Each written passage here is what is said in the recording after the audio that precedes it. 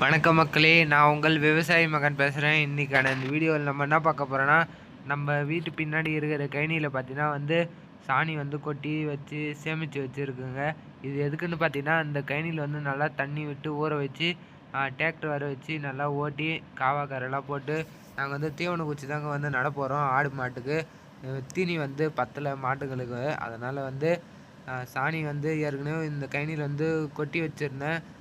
இது பத்தலைன்னு சொல்லிட்டு தினமும் வாடுற சாணியில் எடுத்துன்னு கொட்டுறேன். அப்படியே பார்த்தாவே தெரியும் உங்களுக்கு.